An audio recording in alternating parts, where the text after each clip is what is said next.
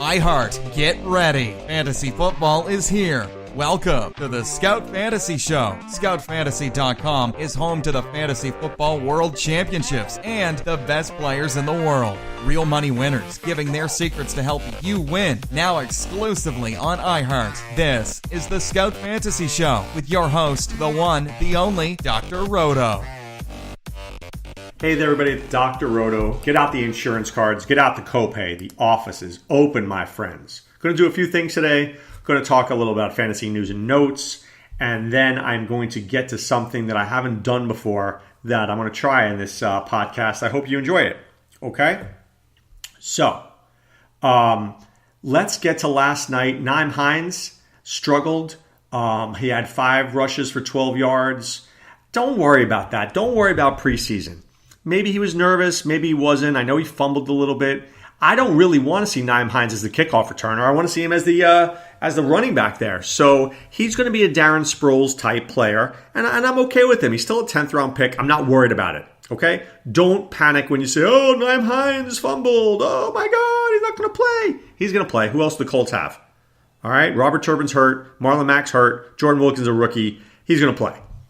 All right, Andrew Luck didn't have a great game, but I like just him being there. Just him being there is a good thing because it tells me that I can draft him. And I have no problem drafting Andrew Luck in that offense. Their defense is terrible, means they're going to have to score to stay in games, which is always a good thing for fantasy purposes. Joe Flacco looked good last night. Yeah, 7 for 9, 72 yards. Should we get on the Flacco train? No. They played the Colts. Hello, I could throw for 220 against the Colts. Flacco's not very good, and he's going to lose his job this season to Lamar Jackson. It's just a question of when. Okay? Why do the Jets suck? I'm going to tell you why the Jets suck. Because the Jets want a significant return, according to Ian Rappaport, for Teddy Bridgewater. Seriously? He's your third quarterback. Everybody knows you have Darnold. Everybody knows you have Josh McCown. He's on a 1-year deal. What do you think you're going to get for Teddy Bridgewater? What is this significant return you're hoping for? A 3rd round pick? A 4th round pick? Seriously? Come on. Don't go crazy on me. Don't go crazy on me. I hate when people do that. You know, don't be a pig. If I could get a 6th round pick from I would take it. Maybe a 5th. I'd ask for a 5th. I'd really want a 4th, but I knew I couldn't get it. Somebody would offer me a 7th. I'll settle for a 5th. That's best you're getting for Teddy Bridgewater. Seriously. Do you know why? Because he's Teddy Bridgewater.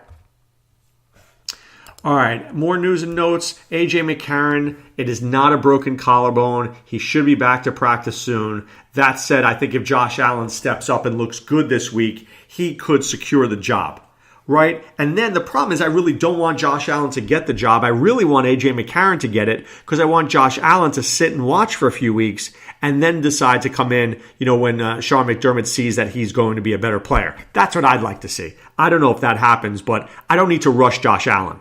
I don't think the Bills really are a playoff team. Maybe they think they are. I don't think they are. And that's all that counts. All right. So I want to try something different in today's podcast. I'm going to give you some for instances, some draft day decisions that you might have. And I want to hash it out.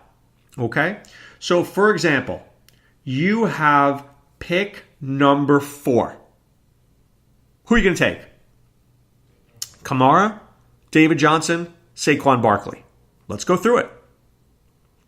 Kamara, fantastic player. I mean, there's nothing we can't say that's not great about Kamara. He should have 70 receptions, maybe another 700 yards receiving, a few receiving touchdowns. Going to run for maybe, close to 1,000 yards. No Mark Ingram to start the year.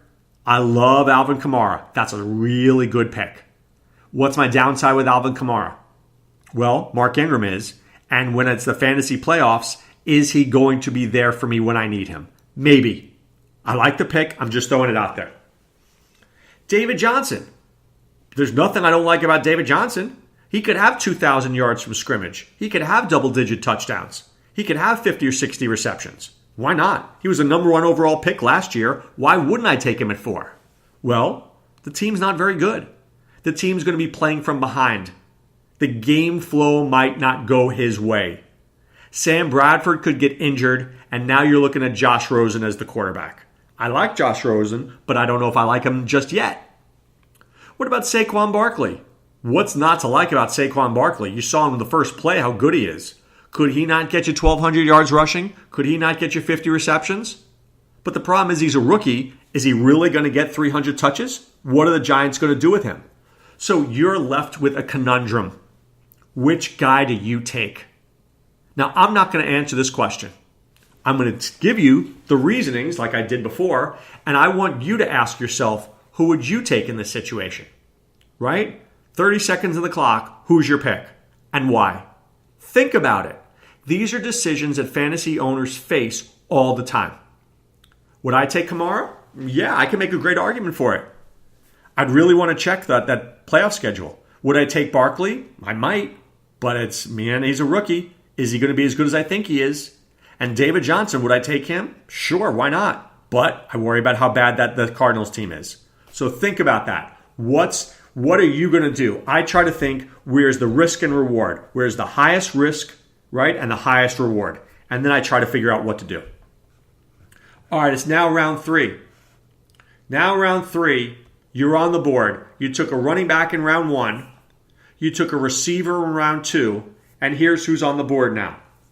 Kenyon Drake, LaShawn McCoy, Alex Collins, Derrick Henry. Who do you take? Blah. Yikes. What do I do here? What do I do with this pick? Well, Kenyon Drake, what do I like about him? I like the fact that he's blazing fast. And I like the fact that this guy was an impact player the second half of last year. What don't I like? I hate Adam Gase, who thinks he's the smartest guy in every room he walks into, who I know he's going to play Frank Gore. I know Frank Gore is going to get carries because Adam Gase is not going to want to play Kenyon Drake. Like he didn't play Jay Ajayi either. Like when he thought Damian Williams was a great player. Come on, it's a dog with fleas. So yeah, I worry. What about LaShawn McCoy? Look, this is like musical chairs. 1 year, you're going to be left holding the bag with LaShawn McCoy. Which year is that? I don't know. It could be this year. What if he's a disaster? There's no... is he going to get 1,000 yards? Is this the year he stops producing? Is this the year that he becomes just a journey guy? I don't know. What about Alex Collins? I like Alex Collins a lot. He looked great last year. But man, I hate this Ravens offense. I hate it.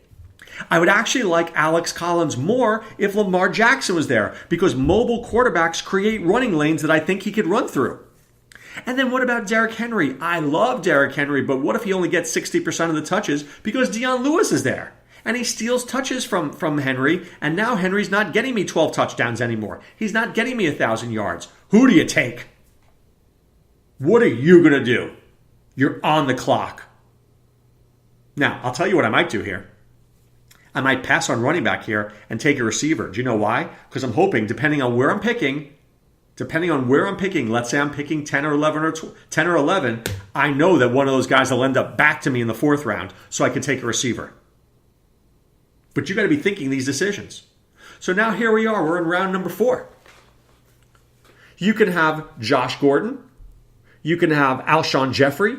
You can have Brandon Cooks Roto. You can have Allen Robinson. What do? Well, I love me some Josh Gordon, but I know he is literally one mistake away from being banned permanently. I spent all this time and energy studying fantasy football. Can I risk my season on Josh Gordon? The answer to that question is yes if I'm playing in multiple leagues. If I'm playing in one league, no way. Because I don't want to be done by week 3 when he's out, when he can't handle it anymore. Well, what about Alshon Jeffrey? I like me some Alshon Jeffrey, but is he really a star? And with no Carson Wentz, how good is he? You got Aguilar, you got Mike Wallace, you have Zach Ertz. Is he really this number 1 receiver? And if I use this line of thinking, what about Brandon Cooks as well? The difference with Brandon Cooks is he's better than Sammy Watkins. He's a better receiver who's been working out with Jared Goff. There's upside there. Is he worth it in the 4th round? And then finally, Allen Robinson, who I adore because this guy is a legit number 1 receiver, but he's playing with a crappy quarterback. Mitch Trubisky, not the real deal yet. So do I want to invest in Mitch Trubisky, i.e. Allen Robinson, in round 4? What if he gets 128 targets but only catches 78 balls because Mitch Trubisky's all over the place? Who do I take? Who do you take? These are decisions that fantasy owners come up against all the time. All the time. So, here's my answers for you. 1, think about what you would do. 2nd, feel free to come to the premium message boards at scoutfantasysports.com. Ask us your question. Hey, Dr. Roto, these are the 4 guys. Who do you like? I'll tell you. Hey, Sean Childs, what do you think? Hey, Adam Ronas, who would you take? Now, if Rona says, I'm using the receiver one. If Rona says take Gordon and Sean says Cooks and I take Allen Robinson, well, then you're stuck. But if Rona says Gordon and I say Gordon, well, then 2 guys you respect are on that wavelength with you. See, fantasy football, I really believe that people know what they want to do. You just need assurances. Hey, Dr. Roto, I was thinking about this. What do you think? You want me to agree with you. Sometimes I will and sometimes I won't. I'm not here to make you happy. I'm here to give you the best advice I can so you can win in order so you can be happy. You know what? It comes down to that. And that's how I want to think about it. So let us be references for you. Read our articles, listen to our podcasts, listen to the radio show. We have a lot of ways to help you make the right choices. Life is about choices. Making the best ones will help you win your fantasy football league. So I want you to go to scoutfantasysports.com. I want you to become a member, and I want you to sign up, and I want to help you through your fantasy football season. Let us help you to a league championship. Also, you want to win some money in DFS? ScoutDFS.com.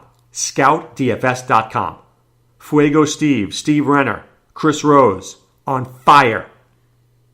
Let our guys in DFS help you be my newest rich friend. And then finally, where do you go to play our games? Whether it's best ball, online championship, or the main event.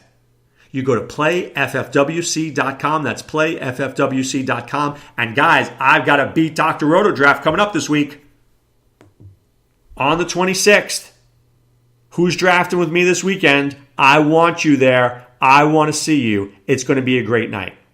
But right now it's time to put away the insurance cards, put away the copay. The office is closed, my friends. Back with more tomorrow. This is Dr. Roto saying be well. Take care. Thanks for listening to the Scout Fantasy Show. There's never been a better time to join the Scout Army. Visit scoutfantasy.com. Use the promo ROTO for 2 months free. And don't forget, fantasy players, please thumbs up the podcast on the iHeart app. See you next time. Go Scouts!